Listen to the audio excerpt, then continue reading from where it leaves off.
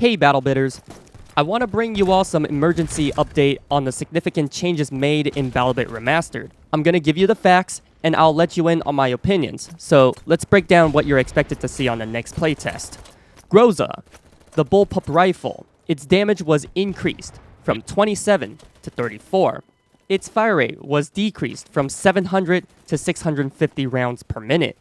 Its magazine capacity was decreased from 50 to 30 rounds. MP5's damage was increased from 26 to 29 damage per shot. Honey Badger's extended mag was fixed.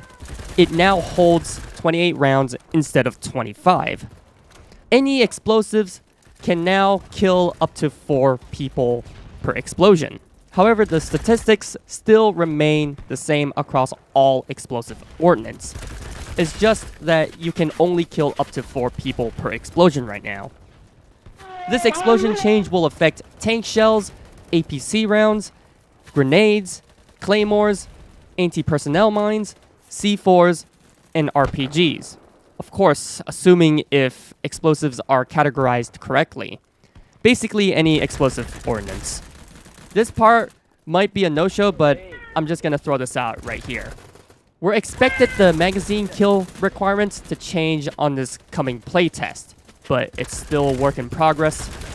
HK419's quick mag capacity will be fixed to 30 rounds from 24.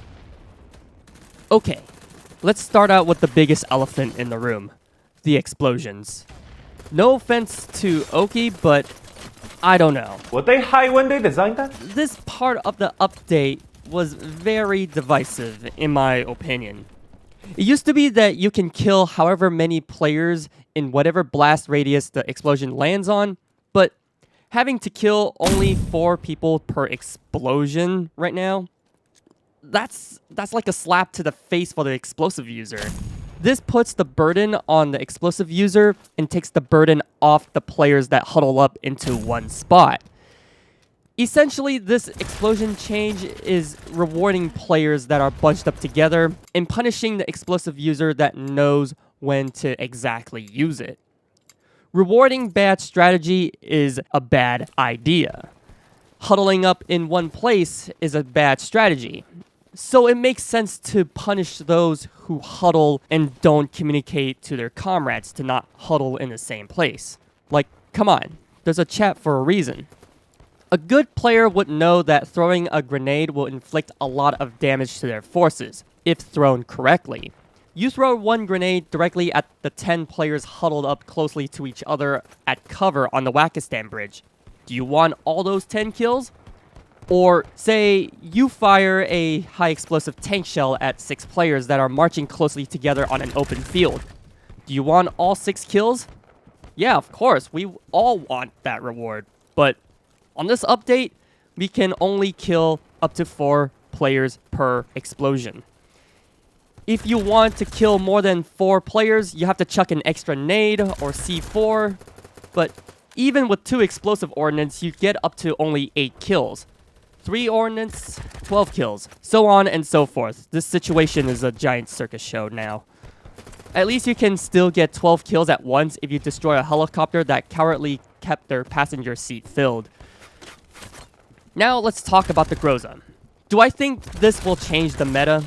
Sure, there might be more people using it if they wanted a suppressed 34 damage weapon, if they wanted to fit it with the suppressor. I don't think the difference in the HK419, AK-74, and GROZA's minimum time to kill is significantly different, all of which have a mere millisecond difference. In addition to the impressive TTK, the horizontal and vertical recoil is a very good selling point, having less vertical recoil than the AK-74, and less overall recoil than the HK419. I'm glad that they changed the mag cap of the GROZA to not only balance it out, but also to make it feel more realistic. However, the GROZA's grass isn't always green.